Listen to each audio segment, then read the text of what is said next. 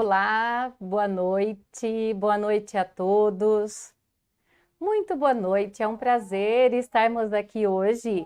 Que bom! Falando mais um dia sobre Espiritismo, conversando, falando sobre a doutrina espírita. Então, seja muito bem-vindo. Para quem não me conhece, eu sou a Melissa e esse aqui é o nosso canal, o MPP Autoconhecimento e Reforma Íntima, que tem como objetivo divulgar a doutrina espírita, falar sobre os ensinamentos de Jesus, tudo para o nosso, claro, autoconhecimento, para a nossa transformação moral. Então, para quem ainda não é inscrito, já convido para se inscrever aqui no canal. Tem vídeos toda semana e também para curtirem a nossa live, que hoje está mais do que especial. Hoje o nosso quadro MPP Convida tem a grande homenagem, né, a grande felicidade de receber o nosso amigo muito querido, Geraldo Lemos Neto. Geraldinho, como é muito querido, seja muito bem-vindo. Muito obrigado, Melissa, é um prazer participar aí do seu canal, neste bate-papo fraterno. Boa noite a todos os telespectadores aí e ouvintes. Gratidão, Geraldo, para quem... Então, aqui vamos só falar, né, do nosso Geraldinho. Ele é dirigente da Casa de Chico Xavier de Pedro Leopoldo, do portal e TV Saber Espiritismo e do Grupo Espírita Saber Amar de Belo Horizonte. Médium, psicógrafo, escritor, palestrante do Espiritismo e editor também da Vinha de Luz Editora. Que bom, Geraldo, gratidão novamente e gratidão a todos também que estão aqui. E hoje, Geraldinho, a gente sempre fala no MPP Convida, com os nossos convidados, que a gente começa fazendo um bate-papo, mas aí fica uma roda de conversa. E hoje também, é claro, né, o pinga-fogo, mas as pessoas sempre fazem as perguntas e comentários no chat. Então, vamos conversando todos juntos. Vamos. Muito boa noite, então, aqui a todos. A Elaine já está aqui, né? Elaine, que eu conheci hoje. A Rosina também. A Neuza. Sejam todos muito bem-vindos. Todos aqui. Neuza, boa noite. Boa noite também a Umbanda Cristã Casa Branca de Oxalá, lá de Santa Lagoa. Que legal. Muito boa noite a todos aqui. E, Geraldo, temos aqui uma pergunta, né? É muito bonito de ver o seu trabalho de divulgação da doutrina e a dedicação que você tem, principalmente em relação à vida de Chico Xavier e às obras. E das experiências que você teve com o Chico, o que mais te marcou? O que vem em sua mente e o que você acha importante para as pessoas saberem, para aprenderem também, com toda essa experiência que você teve com o Chico? Bem, boa noite, pessoal. É uma alegria participar desse bate-papo. Eu me sinto na obrigação moral de divulgar aquilo que eu vi, ouvi, testemunhei ao longo de 21 anos na convivência tanto familiar quanto mais íntima com Chico Xavier. A gente, mesmo antes de conhecê-lo, já tinha tantas notícias extraordinárias sobre a mediunidade dele, sobre o ser humano bondoso, caridoso que era em Pedro Leopoldo. A minha família materna é de Pedro Leopoldo, a cidade natal de Chico Xavier, de modo que desde muito cedo, desde criança, embora não fosse ainda espírita, eu ouvia a parte materna de minha família contar aqueles casos, né?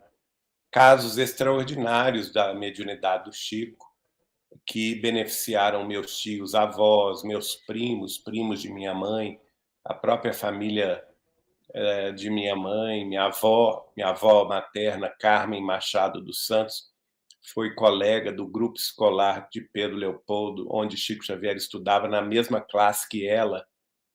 Então, isso tudo foi depositando em mim uma vontade imensa de conhecê-lo, o homem, não somente o homem extraordinário, o humano, caridoso que ele era, mas principalmente também a obra de Chico Xavier. E são tantos os casos marcantes, sabe, Melissa, que é difícil a gente escolher um. Agora, sem dúvida nenhuma, o que mais me chamava a atenção com Chico Xavier era a sua capacidade psíquica, no sentido, não de mediunidade, mas o homem Chico Xavier. Porque ele era capaz de ler o nosso pensamento, mesmo à distância. Eu, como você sabe, eu residia em Belo Horizonte, e o Chico, nessa época, eu conheci há 41 anos atrás, no dia 14 de outubro de 1981. A esta época, ele já residia na cidade de Uberaba, no Triângulo Mineiro. E a distância de Uberaba a Belo Horizonte é de 500 quilômetros. Então, é uma distância razoável, não é? A gente, de ônibus, demorava 6 horas para chegar a Uberaba e de carro 5 horas e pouco. E, não obstante, os assuntos que a gente conversava em família em Belo Horizonte, e depois pegávamos o carro, né? Ou mesmo o ônibus, para transpor essa distância de 500 quilômetros, e a gente ficava em estado de choque quando chegava na casa do Chico, em Uberaba. Iríamos naturalmente abraçá-lo, beijá-lo, ele era muito carinhoso, o Chico era muito solícito. Quando a gente chegava, ele sempre estava preparando um lanche, pedindo à dona Dinorá para colocar a mesa. E logo que a gente sossegava depois daquela alegria do reencontro, ele começava a conversar um assunto que, de ordinário, dizia respeito exatamente o que a gente havia conversado em família nos últimos 2, 3 dias. E ele era tão preciso nos detalhes que parecia que ele estava presente em casa, com 500 quilômetros de distância. Às vezes, até durante a viagem, que a gente vai conversando todos os assuntos em família, não é? Inicialmente, eu viajava com a prima de minha mãe, a Wanda de Figueiredo Noronha, ou então uma grande amiga da família, que é a Noêmia Barbosa da Silva, que está encarnada até hoje, mais de 90 anos, a gente a chama carinhosamente de Nona. Minha tia-avó de São Paulo, Nair Machado Pascoal, e depois que eu me casei com a Eliana da Cunha Borges, em 84, naturalmente que eu viajava na companhia dela. E os assuntos, o Chico era muito preciso, dizendo para a gente: Geraldinho, aquilo que você comentou na viagem sobre fulana ou sobre ciclano, não é bem assim não, meu filho. Você tem que ver este outro ângulo. E a gente ficava numa sem graceza, não é? Porque ele funcionava mesmo como aquele mentor amoroso, mas ao mesmo tempo vigilante sobre as nossas opiniões, sobre as nossas questões familiares, nunca deixando, por exemplo, que a fofoca, a maledicência ou algum comentário infeliz prosperasse. Ele cortava pela raiz. Eu acho que isso foi aliás, eu falo nisso muito pouco, porque eu acho que é muito pessoal, mas eu acho que era aquilo que impactava mais, porque ali não era mediunidade, não era um espírito, era ele mesmo, era a capacidade psíquica de Chico Xavier de ler o nosso pensamento, de participar à distância da nossa vida. E lá em Uberaba, durante os 3, 4 dias que ficávamos ali com ele, isso era mais ainda presente. E, Sim. de certa forma, nos orientava bastante a respeito das questões, por exemplo, sobre a doutrina espírita, sobre as reuniões. Isso foi muito, de minha parte, muito educativo. Isso, porque, Geraldo, a gente, como você disse, né, ouve tanto falar das psicografias, né, dessa convivência com o Chico. E o que é importante, né, para nossa vida, como você disse, acho muito interessante a questão da maledicência, né, que você aprendeu e é uma coisa assim que a gente vai aprendendo e com certeza você vai, é uma coisa que você aprendeu para sua vida toda e vai levando, né, vai melhorando.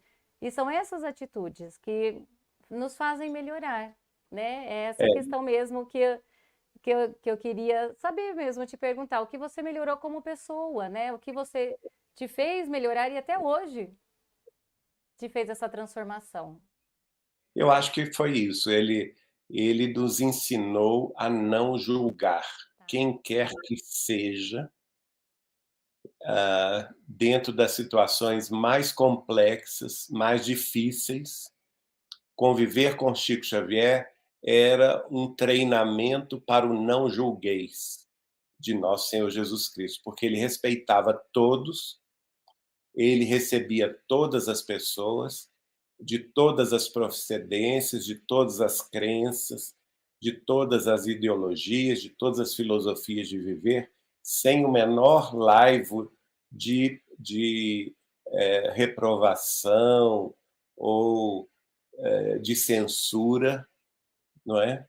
Recebendo cada qual na posição em que a pessoa se encontrava e não fazendo absolutamente distinção entre quem quer que seja, por classe social, por fama, por inteligência, por cultura, por cor de pele, por religião, por crença, por coisa alguma, por idade. O Chico sempre foi essa pessoa que vivenciou na sua própria vida, nos exemplos dentro de sua casa, a fraternidade mais sincera e mais verdadeira possível que eu tive condição de testemunhar. Entendi, muito interessante, Geraldo, porque olha como esse tema é tão atual hoje, né? A gente vê tanto desrespeito, tanta intolerância, principalmente nas redes sociais. E é uma coisa que o É, Chico, não é, sempre disse e que você está dizendo que é uma coisa que te marcou. marcou muitíssimo. Muito interessante. A Rosina, ela até fala, creio que o querido Chico Xavier dizia mais ou menos assim: o mal não merece comentários em tempo algum. Verdade. Então, é mesmo. É mesmo, É o Rosina. contrário, né? Às vezes, lógico que tinham ocorrências, por exemplo, de crimes ou de prisões ou de viciações, né? Que chocavam a sociedade, determinados assuntos que chamavam a atenção Uhum. das mídias da época, que naquela época só existia a televisão e o jornal escrito, não é? Mas o Chico sempre dava a outra versão, a versão do ponto de vista espiritual, nos ensinando a não condenar quem quer que fosse.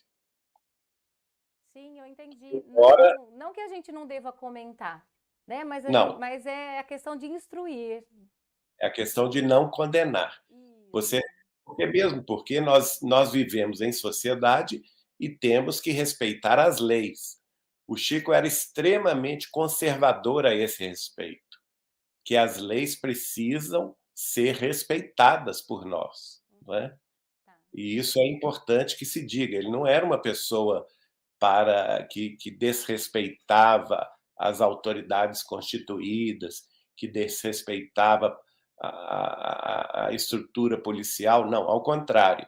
Ele sempre fez muita questão de testemunhar a sua total concordância com os instrumentos sociais de preservação da ordem, de preservação da sociedade contra a violência, contra os crimes, contra os abusos de toda parte, contra a corrupção, mas sempre mostrando que todas as pessoas, mesmo aquelas que caem pelos erros cometidos, terão chances de se reerguer sob a orientação divina. Ótimo, Geraldo, ótimo. A Aline Nunes, oi, boa noite, Aline. Ela até fala que falta o Chico faz. Queria tanto ter a oportunidade de conhecê-lo. Eu também, Aline, não conheci, mas olha aqui como o Geraldo, a divulgação que faz em relação não só às obras do Chico, né, Geraldo, mas ao Espiritismo. Há essa questão moral, ao respeito, a não fazer o outro o que eu não quero para mim. Então, nós precisamos, acredito que melhorar. Não é, Geraldo? Acho que é por isso, queria que você comentasse também a respeito dessa divulgação das obras, a importância disso, das obras e da vida do Chico, para as pessoas, para essa melhora na vida e a transformação na vida das pessoas. Melissa, desde quando o conheci, o Chico acabou me indicando um caminho de trabalho que foi costurado por ele próprio, de publicação de livros contendo mensagens que ele já havia recebido, às vezes há décadas atrás, né? 30, 40, 50, 60 anos atrás, mas que até então, naquela ocasião, no início da década de 80, não haviam sido transformadas em livro. Estavam ainda inéditas em termos editoriais. E foi assim que ele nos inspirou. Eu já participava como diretor, segundo secretário da União Espírita Mineira, que é a entidade federativa do Estado de Minas Gerais. Naquela época, a presidente era nossa querida e saudosa Dona Neném Aluoto, grande amiga do Chico, e também nosso querido e saudoso Martins Peralva, palestrante, escritor e grande conhecedor do Espiritismo e também grande amigo de Chico Xavier. E nós, então, inspirados por Chico Xavier, fazendo esta ponte entre a União Espírita Mineira e Uberaba, ele nos indica a necessidade da União Espírita Mineira fundar um departamento editorial. E assim começamos com a primeira obra que publicamos dele, que reuniu 33 mensagens de um primo de minha mãe, William Machado de Figueiredo, que havia desencarnado com 18 anos de idade em 1941, para sua mãe, minha tia-avó, Adélia Machado de Figueiredo. É o livro Bastão de Arrimo, que foi lançado no dia 1º de dezembro de 1984. Então, nós já temos aí um caminho, uma estrada em 2024 de 40 anos, né? 38 anos hoje, mas daqui a 2 anos completamos 40 anos como editores de Chico Xavier. Na União Espírita Mineira, nós editamos 10 livros da lavra mediúnica dele e outros 2 livros ligados à vida e à obra dele, na verdade, outros 3 livros ligados à vida e à obra dele. E não imaginávamos isso entre 1984 e 1995. O último livro que publicamos foi de Emmanuel, um livro de bolso cujo título é Migalha. Mas o Chico já, a essa altura, já estava muito doentinho, principalmente depois de 1997, a saúde dele decaiu muito, ele tinha muita dificuldade de andar, de falar, de escutar, de enxergar, ficou praticamente cego. Então, nós considerávamos que não teríamos mais a tarefa de publicar livros dele, tendo em vista o estado avançado de sua idade e também o estado difícil de sua saúde orgânica. Mas, depois da desencarnação dele, através de contatos espirituais com ele, confirmados por outros médiuns em situações completamente distintas e sem comunicação comigo, né? Como, por exemplo, a nona Noêmia Barbosa da Silva, de Belo Horizonte, e o Ivanir Severino da Silva, da Fraternidade Espírita Cristã Francisco de Assis, tudo isso ocorrendo logo depois que o Chico desencarnou, nos indicou que a tarefa não tinha terminado e que, em breve tempo, ele nos enviaria, através de outras pessoas, livros a serem publicados. E os avisos se confirmaram, porque em breve tempo várias famílias nos procuraram, entregando material inédito de cartas, de mensagens psicografadas por Chico há décadas atrás. Não é só a família Joviano, por exemplo, que era do seu chefe, Dr. Rômulo Joviano, Dona Maria, a esposa dele, Dona Wanda Amorim Joviano, que está ainda na carne, com 96 anos, residente hoje na cidade de Petrópolis. Eles nos entregaram um material extraordinário de 18 anos de psicografias, no original, né, escrito por Chico Xavier, entre 1934 e 1952. E aí os livros começaram a surgir de novo, a partir do ano 2006, inclusive na data da inauguração da casa de Chico Xavier de Pedro Leopoldo, com o lançamento do livro Sementeira de Luz. De lá para cá foram tantos livros, né, que eu jamais poderia imaginar que eu continuaria trabalhando com um livro inédito da Lavra de Chico Xavier. E nós já publicamos dele, quase somando todos os livros das psicografias, mais as biografias, mais de 40 livros. Então, veja bem, é realmente espantoso isto, porque mostra que a mensagem de Chico Xavier é uma mensagem para a vida eterna. É uma mensagem de que nós, espíritos humanos, somos espíritos imortais. Ele morreu só o corpo. Ele deixou só o corpo na Terra. Mas a tarefa continuou. E eu fui fazer recentemente uma análise. O Chico Xavier, enquanto encarnado, nos 75 anos de sua mediunidade, ele publicou 439 livros. Dá uma média quase um pouco abaixo de 6 livros por ano, né? Agora, ele, depois de desencarnado, já são 99 livros. Vejam bem, nós já chegamos aí ao número de 538 livros. 99 livros já foram publicados depois que ele partiu. Não são livros mediúnicos de outros médios recebendo o espírito de Chico Xavier, não. Muita gente confunde, né? Me pergunta. Não, são psicografias de Chico Xavier na carne, né?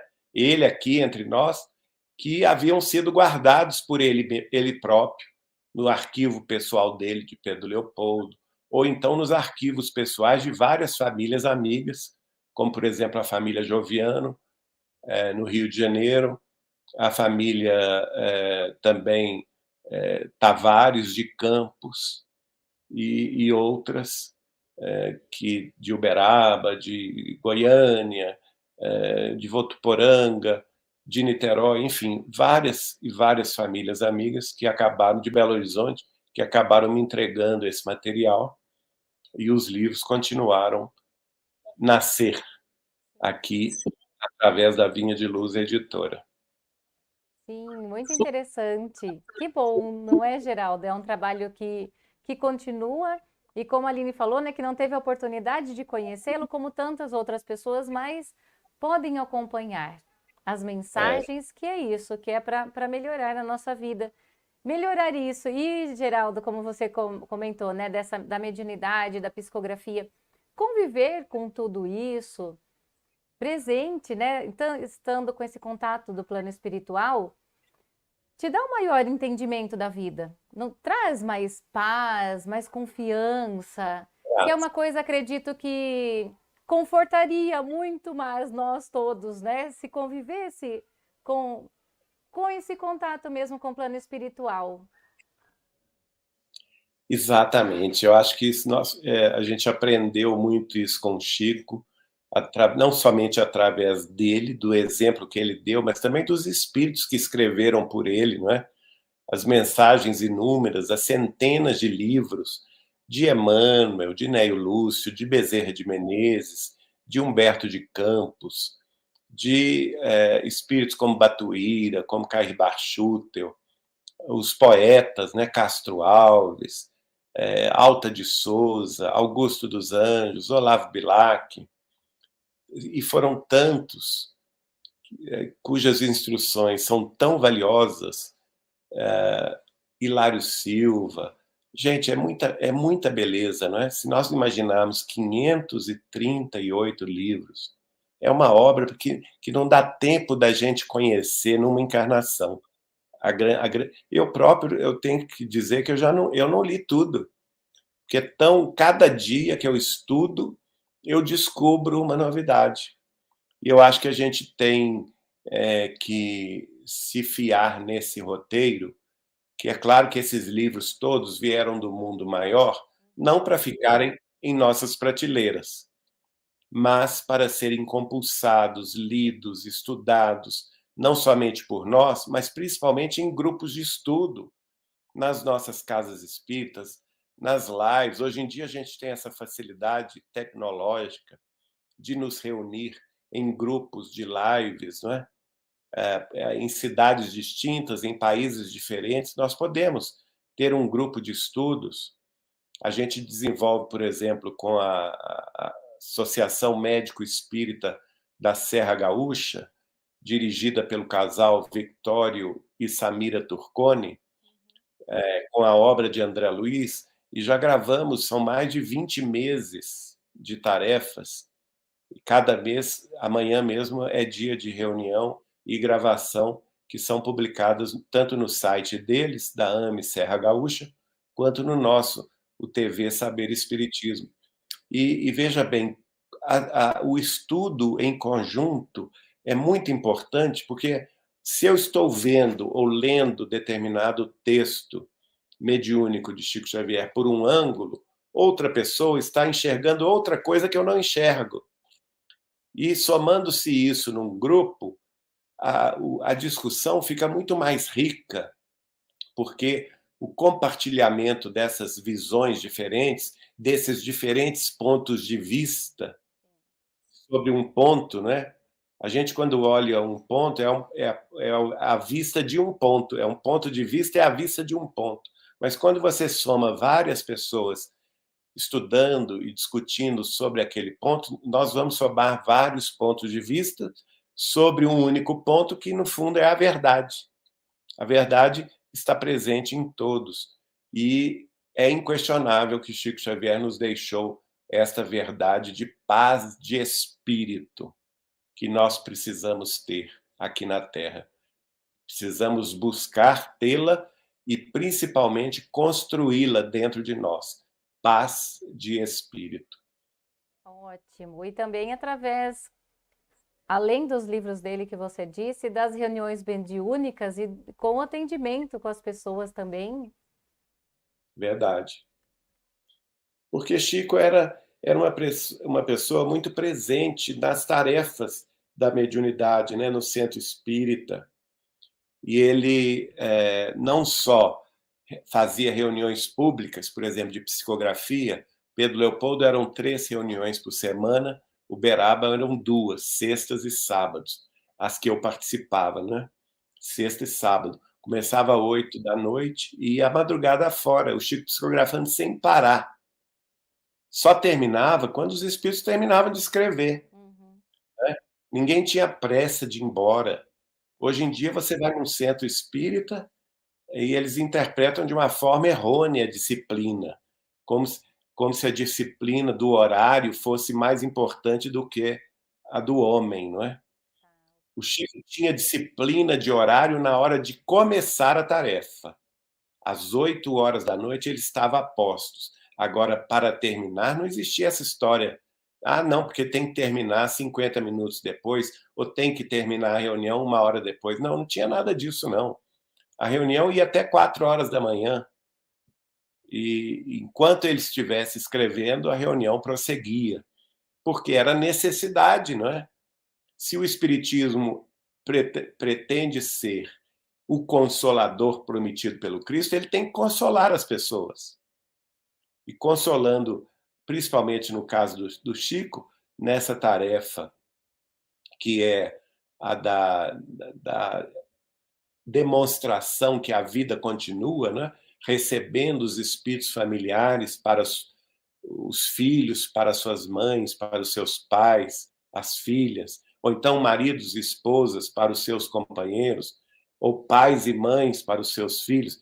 Ele aproximava as famílias em planos distintos. A crosta terrestre com os planos espirituais. E era de se ver a alegria reinante, depois daquelas horas todas de espera, de ansiedade, que é claro que ocorria, né? As pessoas ansiosas para receber uma notícia de um parente querido que já havia desencarnado, mas, no entanto, depois, em média, cerca de 10 famílias recebiam mensagem de 130, 140, 150 páginas, e eram tão verdadeiras, tão comoventes essas mensagens, que tocava a todos nós. Todos nos emocionávamos, todos chorávamos com aquelas famílias, mas também chorávamos de alegria, de identificar a alegria daquelas famílias, tendo a confirmação de que seu filho, de que sua esposa, de que sua mãe estava viva, mais viva do que nunca no mundo espiritual. Então, são testemunhos que Chico Xavier deu que são insuperáveis.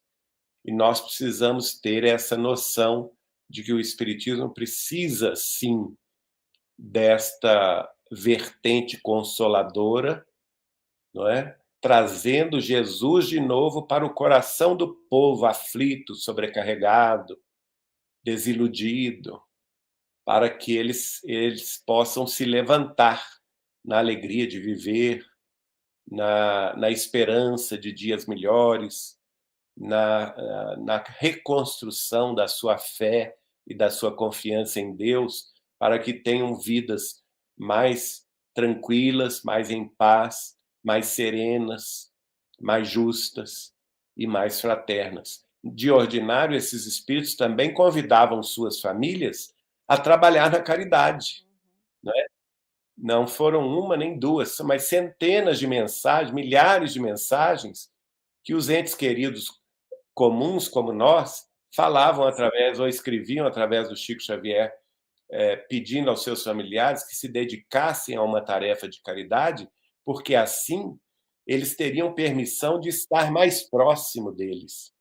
E quantas famílias de diferentes crenças, porque os espíritas eram minoria lá, que buscavam Chico. A maioria nem tinha conhecimento de doutrina espírita. A maioria era católica, protestante, judia, até sem religião.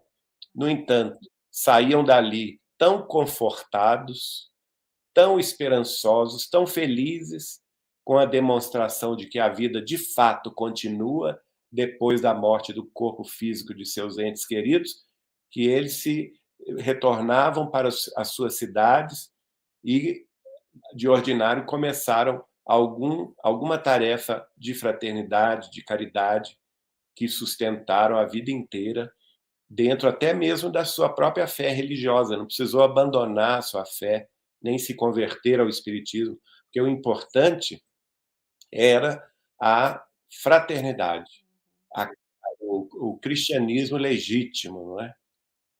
Então, isso é muito bonito. Na reunião de ontem, nós tivemos uma palavra do Martins Peralva, esse mesmo que era diretor da União Espírita Mineira, não é? E ele nos lembrou um trecho da carta de Pedro, em que mais ou menos se diz assim: estejais sempre preparados para responder a qualquer pessoa que pedir a razão da esperança que há em vocês.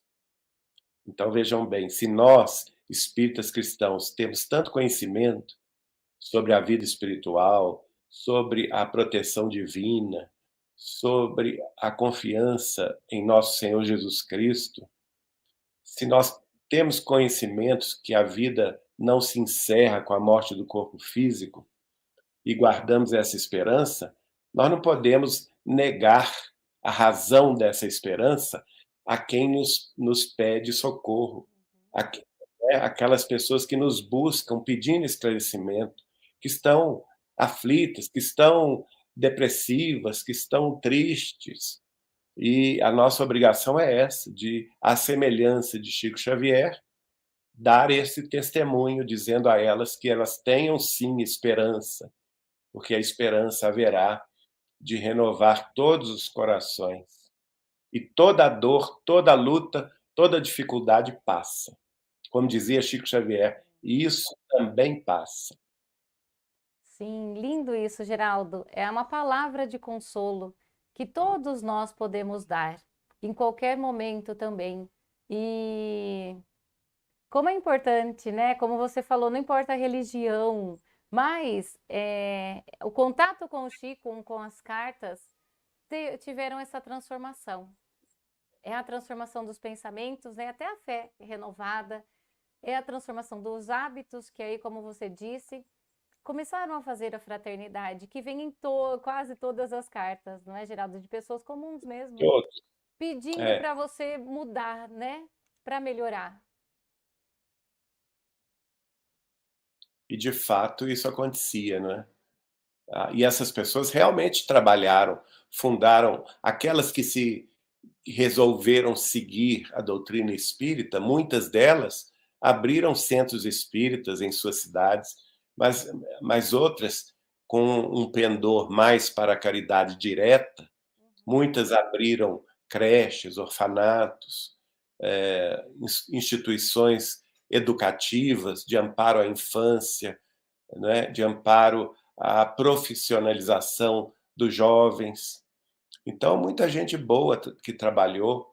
Certa ocasião, o Chico foi indicado ao Prêmio Nobel da Paz, se não me engano, no ano de 1981, e a doutora Marlene Nobre, que era uma grande amiga dele, com seu marido, o deputado Freitas Nobre, de São Paulo, resolveram fazer essa campanha pelo Brasil inteiro.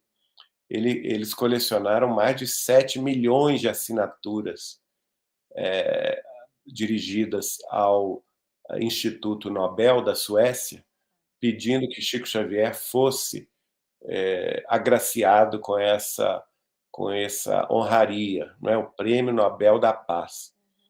E, para isso, o Dr. Freitas Nobre teve que redigir em francês, que ele falava fluentemente, que a língua oficial do Instituto Nobel é o francês e o sueco, e ele teve que redigir em francês, em sueco, e redigiu também em português e em inglês, uma biografia de Chico Xavier àquela época. E, para isso, ele resolveu fazer uma pesquisa: quantas instituições de caridade diretas foram influenciadas pela orientação de Chico Xavier diretamente. E ele começou, naturalmente, como ele era da cidade de São Paulo, começou por São Paulo, foi viajando no interior de São Paulo, depois Minas Gerais, Rio de Janeiro, viajou o Brasil inteiro. Depois, quando ele atingiu o número de 3.000 instituições, veja bem, gente, não é uma instituição, não. 3.000 instituições de caridade, creches, orfanatos, asilos, hospitais, né? Institutos de estudos, escolas, institutos profissionalizantes, todos voluntários, né? Todos trabalhando em nome do espiritismo cristão, inspirados numa orientação direta de Chico Xavier. Centros espíritas. Quando ele chegou no número de 3.000, ele desistiu de continuar. Que ele falou, a doutora Marlene me contou, que ele cansou. Disse, não vou, 3.000 já chega, não precisa mais. Né? E veja bem, e mesmo assim o Chico não levou o título de Prêmio Nobel da Paz, e eu me lembro da entrevista que um dos repórteres chegou para ele, logo que saiu a notícia, que, se não me engano, se não me falha a memória, foi a Madre Teresa de Calcutá que ganhou, mas tudo muito justo também, não é? Mas naquela ocasião, um dos repórteres que quis provocar o Chico chegou para ele e falou assim: então, seu Chico Xavier, o senhor não ganhou o Prêmio Nobel da Paz. Assim, meio que fazendo uma gozação com o Chico, né? E ele respondeu aquele bom humor tão característico dele, dando aquela risada, né? Pois é, meu filho, eu não ganhei o Prêmio Nobel da Paz, mas eu fico com a paz do prêmio. Que bom, bem melhor. Melhor, né? Bem melhor.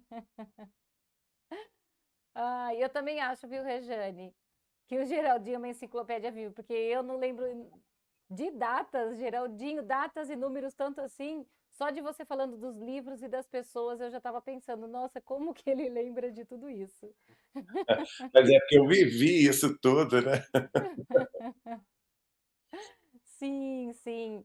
O Paulo Marzanati, boa noite, Paulo. Ele até faz um comentário dos livros que você disse. Ele falou que não é somente a quantidade, mas a qualidade das obras.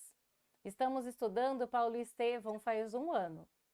E lendo pela quarta vez, continuo sendo surpreendido. Exato. Um livro. Vou contar uma coisa a vocês. A casa de Chico Xavier, que nós dirigimos em Pedro Leopoldo, é a casa onde ele morava, na sua cidade natal. Ele próprio construiu essa casa a partir de 1946. E mesmo depois de mudar-se para Uberaba, ele continuou tendo essa casa, porque a família dele, morando em Pedro Leopoldo, ele visitava a família de quando em vez.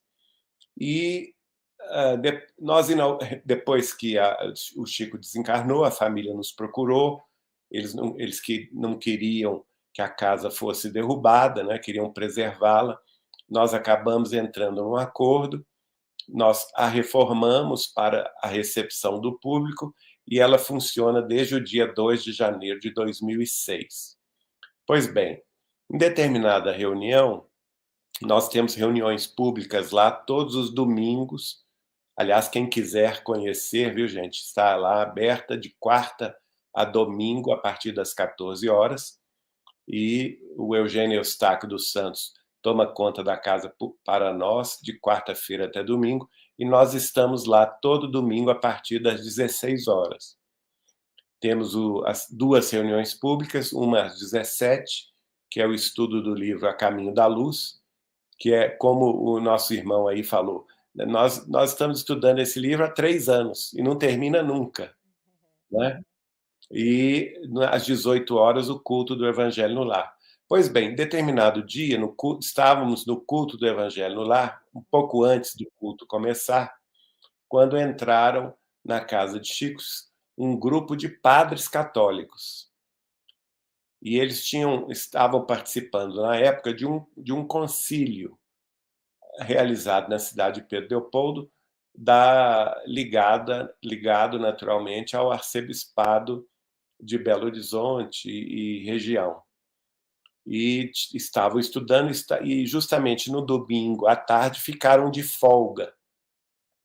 E olha bem que curioso, né? Padres católicos romanos ficando de folga, onde que eles foram visitar? Foram visitar a casa de Chico Xavier. Aí, por deferência a eles, e todos estavam com a batina, por deferência a eles, naturalmente, que eu convidei alguns deles para sentar-se à mesa, porque o evangelho é de todos, não é? Nós todos abraçamos o mesmo evangelho do Cristo, e ali se processaria um culto do evangelho de Jesus. Não haveria por que eles não participarem. Mas então um deles sentou-se ao meu lado. E ele ficou tão emocionado, Melissa, que ele começou a chorar. Mas ele chorava copiosamente, de emoção. E uma hora falou comigo assim: Geraldinho, você vai me perdoar, mas é uma coisa que eu não entendo. E eu gostaria que você me explicasse. O livro mais lindo que eu já li na vida é de Chico Xavier. E eu perguntei: qual é esse livro? E ele falou assim: é o Paulo e Estevão. Este é o livro mais extraordinário e mais lindo que eu já li na vida. Só que eu não consigo compreender como que o Chico Xavier, tendo o terceiro ano primário, conforme a gente sabe da biografia dele, como ele teve condição de escrever esse livro. Esse livro é épico.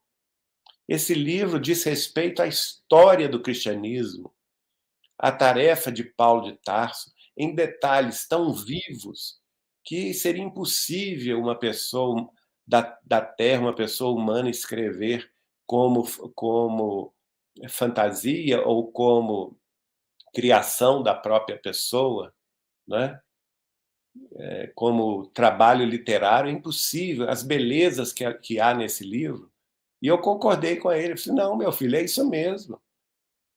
Me esqueci o nome dele. Falei, esse livro é extraordinário. Mas não foi o Chico que escreveu. O Chico, naturalmente, ele teve a base do conhecimento espiritual para receber essas belezas. Mas quem escreveu foi o guia espiritual dele, que assina Emmanuel, mas que foi padre católico como o senhor. Falei com ele. No Brasil do século XVII, ele foi do século XVI, ele foi o padre Manuel de Nóbrega. E ele ficou espantado, assim, sabe? É mesmo, assim, é ele. Então, ele escreveu esse livro em honra a Paulo de Tarso, porque o guia espiritual do padre Manuel da Nóbrega, que no Brasil fundou São Paulo, né, em 25 de janeiro, lá do 1550, se não me engano, o guia espiritual do padre Manuel da Nóbrega é justamente Paulo de Tarso, São Paulo. Por isso que ele fundou no Brasil, assim que veio para cá, no século XVI, o Colégio São Paulo de Piratininga, que hoje é a cidade de São Paulo. E ele ficou tão emocionado que ele foi às lágrimas. Olha, que interessante, não é? Porque esse livro fala mesmo da história, né? E o Paulo até fala que Paulo e Estevão também é um livro muito adquirido pelos evangélicos, devido ao Exato. contexto histórico, sim. A gente pode dizer até, eu até me atreveria a dizer isto, que este livro é o ato dos apóstolos da Bíblia, do Novo Testamento, só que muito mais amplo, não é? Com detalhes muito mais vivos sobre os movimentos reais Uhum. daquelas personagens gloriosas do cristianismo nascente, entre as quais, naturalmente, se encontra Paulo de Tarso e os demais apóstolos, Pedro, João Evangelista e outros mais. De modo que isso deve ser lembrado. É um livro que é destinado à história da humanidade. Aliás, certa vez eu perguntei ao Chico quais os livros dele que ele mais gostava. Tá. E aí, em primeiro lugar, ele disse que gostava do Boa Nova, que também é maravilhoso porque é Humberto de Campos trazendo os conhecimentos da vida espiritual para a Terra sobre a vida de Jesus com os discípulos e com sua mãe, com Maria de Magdala e com também João Batista. E depois ele falou assim, o segundo é o Paulo Estevão, Hum. de Emmanuel, e o terceiro é o de minha mãe, Cartas de uma Morta. São os três, Geraldinho, que eu mais gosto. Tá.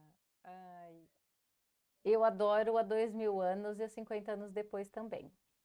Eu também. De- Eu gosto de todos, para falar a verdade.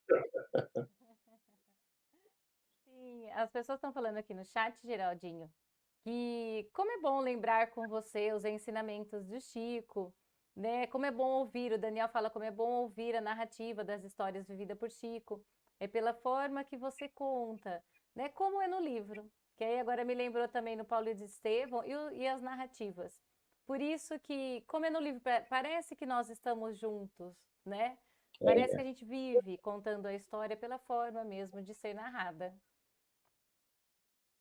Eu acho que pelo fato dele trazer, sem dúvida nenhuma, a expressão mais legítima da verdade, Uhum. nos comove tanto, porque indiretamente, nós somos transportados àquela época. Sim. Aliás, o Neio Lúcio escreve, através do Chico, se não me engano, esse trecho está no livro Sementeira de Paz, não, Sementeira de Luz,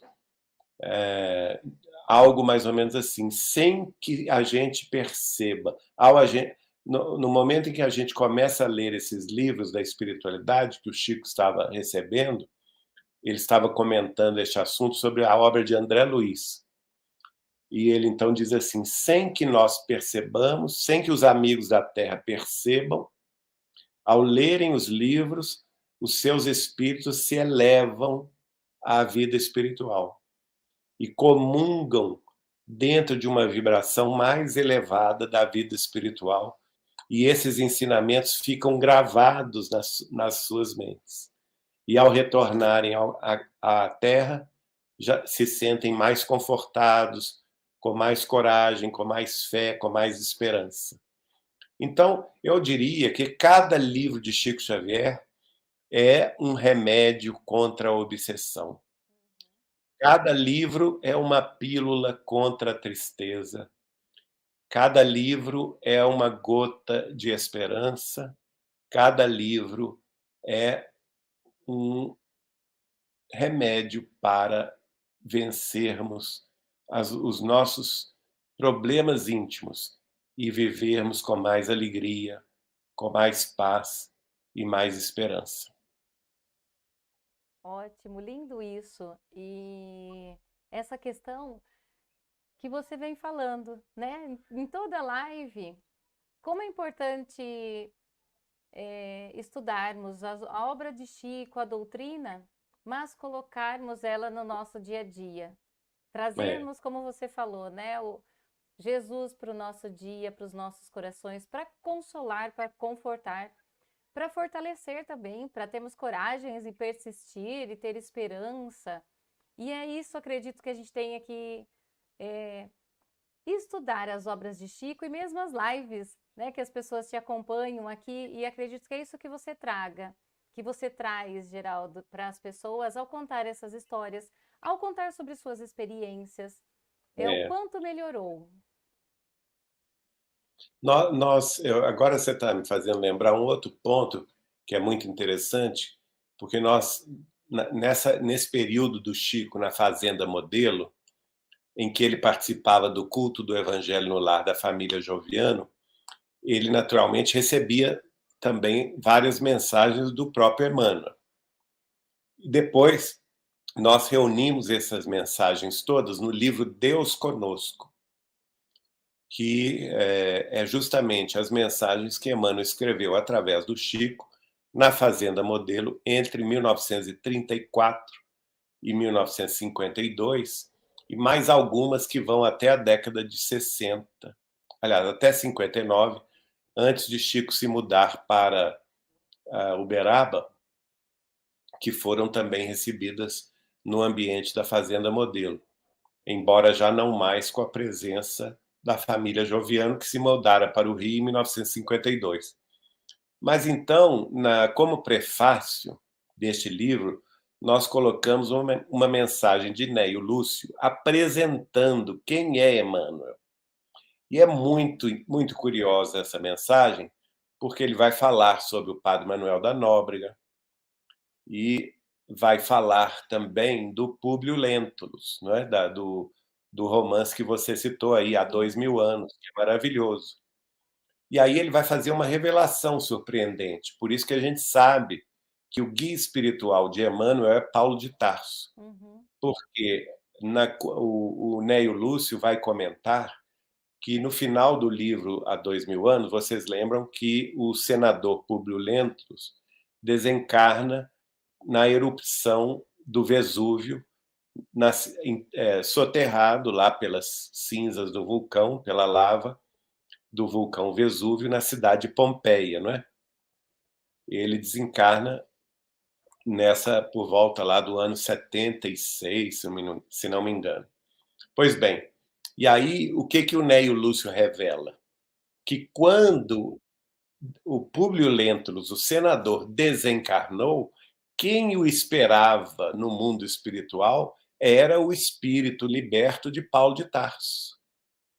Por quê? Desde quando? Porque Paulo de Tarso, como ele tinha tido antes na Terra, como Saulo de Tarso, grande projeção política, social, econômica e também cultural, sendo considerado um dos maiorais do Sinédrio de Jerusalém, antes de se converter ao cristianismo, e, portanto, era considerado uma das grandes inteligências, mas que, no entanto, se desviou da simplicidade do amor do Cristo a princípio, né? Que foi ele que, como relata bem o livro Paulo e Estevão, vai perseguir os primeiros cristãos, e é sob as ordens dele que o primeiro mártir do cristianismo, Estevão, cai, né? É tombado pelo apedrejamento em Jerusalém. Então, ele depois vai se arrepender quando vai buscar Ananias na cidade de Damasco, e no meio do caminho, às portas de Damasco, ele tem a visão do Cristo. E Jesus aparece para ele e diz simplesmente: Saulo, Saulo, por que me persegues? E bastou essa indagação do Cristo para ele reconhecer que ele estava errado. E aí ele pergunta: Senhor, o que queres que eu faça? E a partir daí, ele tem toda aquela luta e aquela saga extraordinária de conversão íntima e também de fazer o movimento de levar a palavra do Cristo aos gentios, aqueles que não eram judeus, nem hebreus. E se converte no apóstolo dos gentios, Paulo de Tarso, e acaba desencarnando, redimido dos próprios crimes daquela vida, não é? E, no entanto, o Néio Lúcio vai dizer o seguinte, que ele, reconhecendo que as grandes inteligências desviadas do Cristo merecem um apoio espiritual, assim que ele chega no mundo espiritual, ele pede a Jesus e Jesus concede a ele esta bênção de ter a tarefa de guiar justamente as grandes inteligências desviadas do Cristo de retorno ao aprisco do Senhor, não é? E é por isso que ele vai esperar o senador Públio Lentulus, desencarnado no Vesúvio, lá em Pompeia, na erupção do Vesúvio, retirando-o do corpo e amparando o espírito do senador Públio Lentulus. E é por isso que ele, então, vai, sob o amparo de Paulo de Tarso, reencarnar 50 anos depois na pele do escravo Nestório, né? E a partir daí vai começar toda a sua longa trajetória de redenção, que vai ter várias vidas dedicadas ao Cristo, como Nestório, nos 50 anos depois, como Basílio no Ave Cristo, né? Padre Damiano no Renúncia, e Padre Manuel da Nóbrega no século XVI no Brasil, e a última vez também no Brasil com o Padre Amaro. Viveu pouco mais de 30 anos apenas para se atualizar no português. Nasceu na cidade, no estado do Pará, estudou em Minas Gerais e foi sacerdote católico no Rio de Janeiro, antes que o século XX o recebesse na condição de guia espiritual da psicografia de Chico Xavier. Interessante, adoro ficar assim. Por mim, eu ficava aqui ouvindo. Por mim e por todos aqui. A Rosina também está falando, Geraldo, que adorou os comentários, né? E ela concorda com outros. Rosina, por favor, comente como o Geraldo falou, é assim que a gente vai aprendendo. Não é, Geraldo? Por isso que a gente gostou dessa forma de bate-papo, porque uma pessoa vê por um ângulo, outra por outro, e faz a gente pensar e faz refletir. E é isso mesmo, é importante que todos participem e comentem. Com certeza, por favor. Imagina, Rosina, fica à vontade. E que interessante, através dos livros, nós vamos aprendendo através da vivência de tudo e que a gente possa, né, Geraldo? Boa noite, Jefferson. É, trazer esses ensinamentos para o nosso dia e melhorar.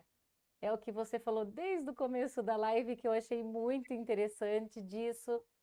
E você vem falando ao longo dessa transformação que a gente tem que ter, dessa melhora, desses passinhos, prestar atenção no outro.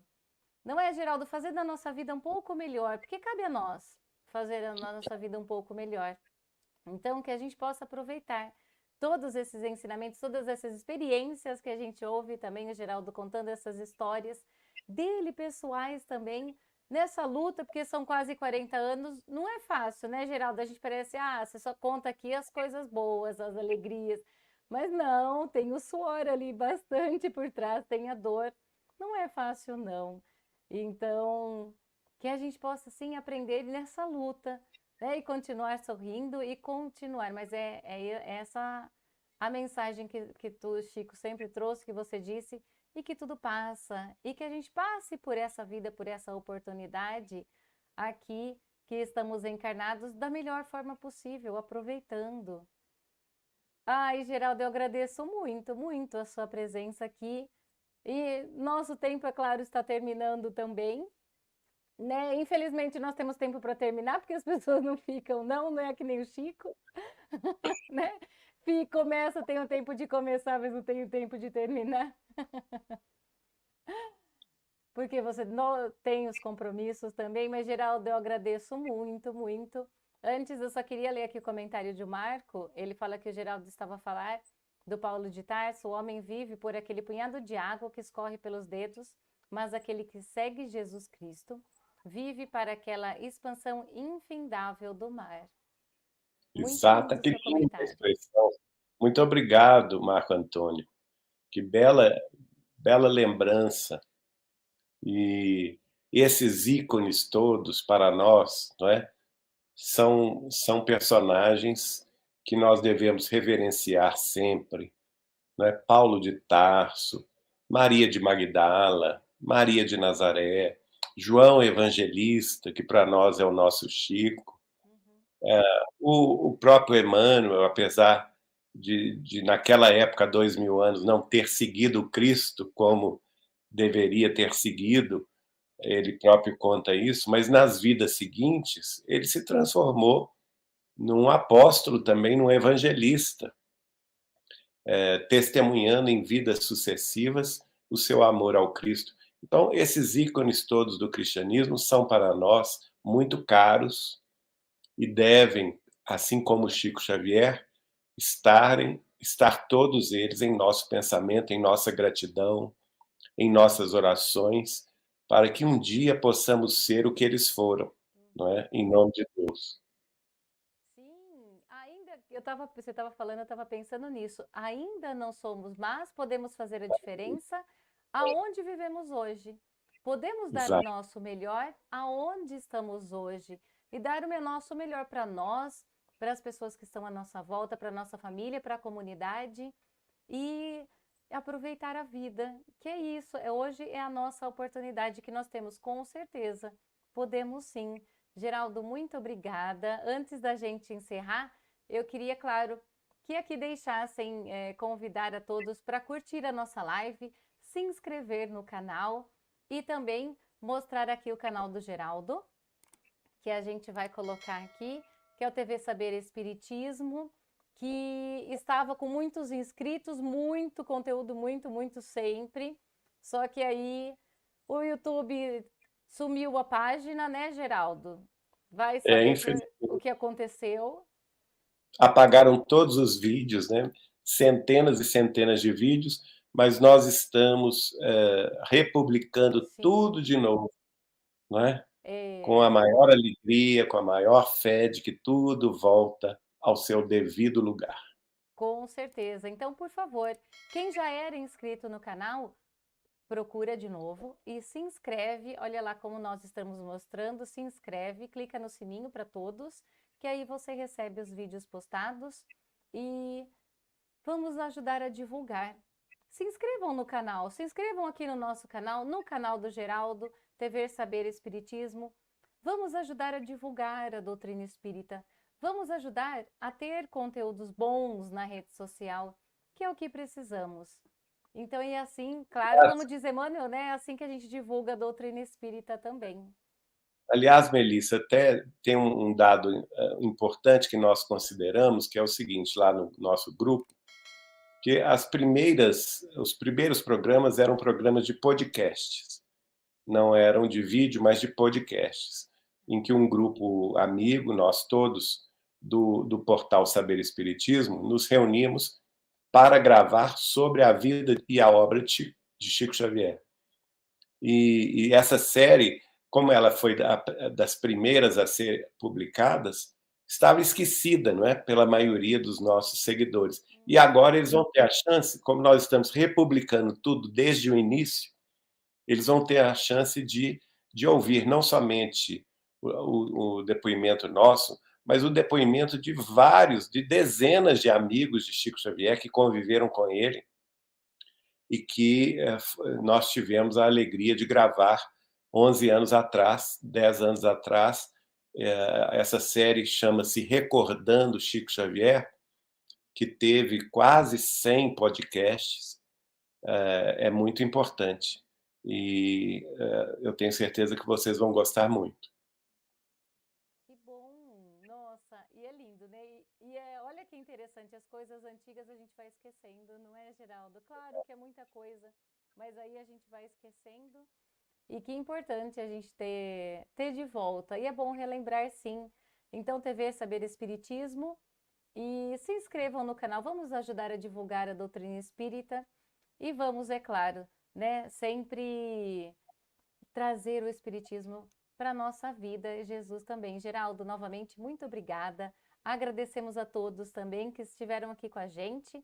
A live fica gravada, podem ver com calma depois. Geraldo, obrigada. Obrigado, Melissa. Fiquem com Deus. Um grande abraço a todos vocês aí de Jaú.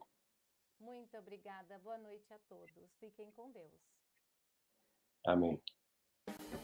Tchau, pessoal.